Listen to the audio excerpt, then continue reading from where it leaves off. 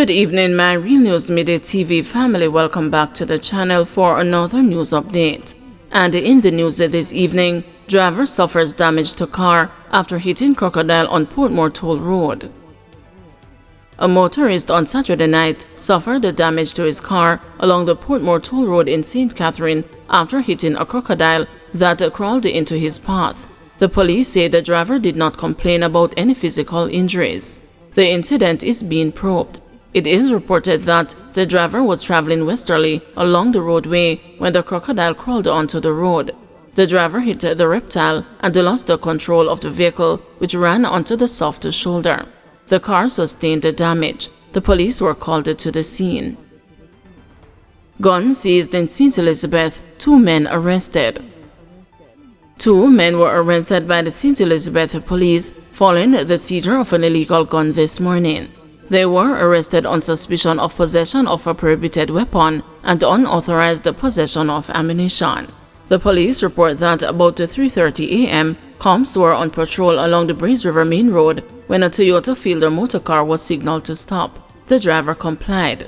The car was searched and according to the police, a Smith & Wesson 9mm pistol affixed with a magazine containing 13 rounds of 9mm cartridges was found between the front seats.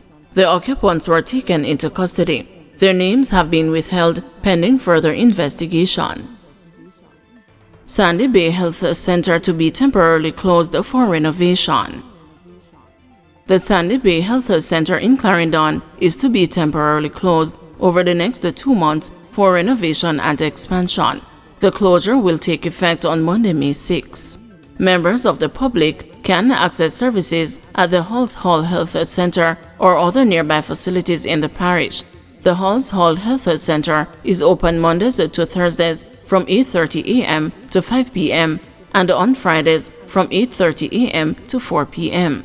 The Clarendon Health Department has apologized for any inconvenience caused and thanked residents for their understanding. Mother slapped with a cruelty charge after 8-year-old son perishes in Westmoreland fire. The Westmoreland police have laid charges against the 29-year-old Sharon MacDonald for cruelty to a child following the death of her 8-year-old son who perished in a fire last weekend. The incident happened after 11 p.m. at their Top Lincoln Greenchill residence. MacDonald was charged following a witness statement. Reports from the police are that MacDonald, the mother of Jamil Richardson, left him unattended in their 1-bedroom concrete and wooden structure house. Citizens in the community then reported they saw fire coming from the house and heard the boy calling out for his mother. The residents rushed to his assistance. However, the fire is said to have quickly engulfed the house, thwarting them from helping. The news understands that the police and the Savannah Lamar Fire Department were alerted. During the cooling down operations, firemen reportedly found the charred remains of the Peggy Barry Primary student's body in the back section of the house. The house was destroyed along with its contents. The value of the damage has not yet been determined. NWA vows to minimize problems for residents connected to the rest of St. Thomas Highway project. The National Works Agency is seeking to assure residents along the Southern Coastal Highway Improvement Project in St. Thomas that their concerns will be taken into account. The residents have been clamoring for attention to be paid to spots along the thoroughfare that are prone to landslides and possible flooding. Communication manager at the NWA, Stephen Shaw, told the news that the consultants will be reviewing the plans and the designs for some of the locations in question. We will certainly be giving to the residents no less of a corridor than that which they now are able to enjoy. We see where erosion is taking place in some areas. We know where they have concerns about flooding. We are going to be constructing new and improved drainage features, and many of these have already been put in place. And so we are really intent on ensuring that the persons here in St. Thomas benefit in a significant way from this project, especially those persons on the eastern side, because much of the activities to date have been concentrated on the western side of St. Thomas. Now we are turning our attention fully to the east. KSAMC urges vendors to keep operating areas in city clean. The Kingston and the St. Andrew Municipal Corporation has kick-started a series of town hall meetings geared towards better engaging vendors across the corporate area. The first of the meetings was held last Wednesday and saw vendors from the Constant Spring Arcade and the general vending areas in the vicinity of Halfway Tree, as well as its environs, in attendance.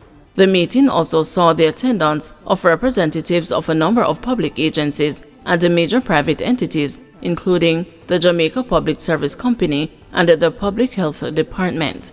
Various issues were discussed, including the need to strengthen the dialogue between the municipal corporation and the vendors, as well as the need to keep vending areas in the corporate area clean.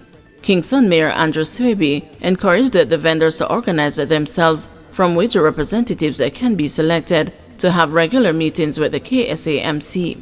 I would love to see us get to the mode where even once per month we can meet with vendors, he said. Swaby also emphasized the importance of keeping vending areas clean throughout the corporate area.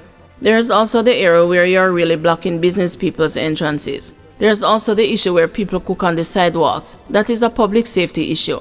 And not only the fire with the but also persons who don't have food handlers permit doing it, said Swaby. He also raised the issue of how vendors dispose of their garbage in the areas where they ply their trade. The National Solid Waste Management Authority's primary responsibility is to collect domestic waste. So if you sell a commercial waste that you do, he stated.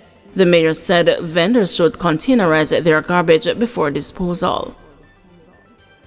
Accused murder accomplices swear they had nothing to do with Campbell Collimore's killing. While proclaiming his innocence, one of the alleged murder accomplices in the January 2, 2018 shooting deaths of businesswoman Simone Campbell Collimore and her taxi driver Winston Walters said he did everything possible to separate himself from the deadly plot and its planning. The 27-year-old marketer of clothing, jewelry and shoes, Shaquilla Edwards, on Friday in an unsworn statement from the prisoner dock, also sought to distance himself from the murder conspiracy. I had no intention of committing any murder, committed no murder. I had no agreement with anyone to commit any murder, and I definitely did not conspire with anyone to commit murder, Edwards declared.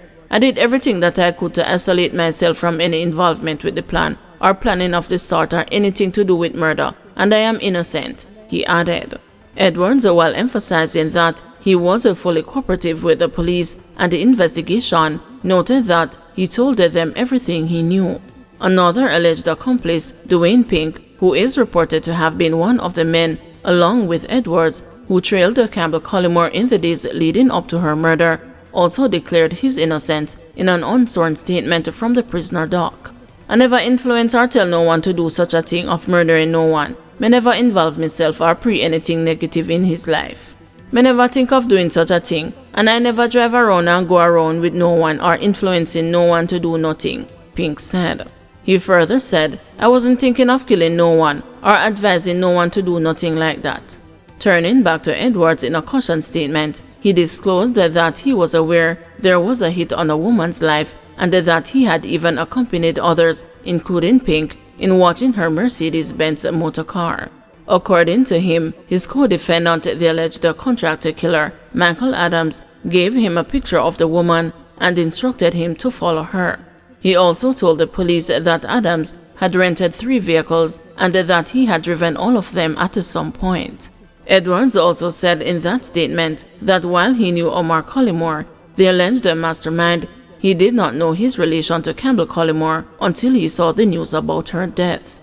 Edwards also reported that on the day of the shooting, he was not present as he had told the men that he did not want to accompany them. Meanwhile, an administrator from the Dallas Castle St. Andrew community who gave character evidence on Pink's behalf said she did not know him to be involved in criminal activities. As far as she knew, he was a construction worker. I know him as a kind and caring person, she said, sharing that he would often visit his grandmother, who lives in the community. The character witness also said that she was shocked and devastated when she heard that Pink was arrested for the double murder. But under cross-examination, she agreed that what she knew of Pink's character was from what she had observed when he lived in the community. She also admitted that she could not speak to his association when he was at Malines Road in Kingston, where he resides. She also acknowledged that the defendant's name did not ring a bell. Colin Moore, who is accused of orchestrating his wife's murder, is currently on trial in the Home Circuit Court, along with Edwards, Adams, and Pink. The men are each charged with 2 counts of murder and a murder conspiracy in relation to the double murder which occurred outside the couple's apartment complex. The defense attorneys at law will make their closing addresses on Monday when the trial resumes.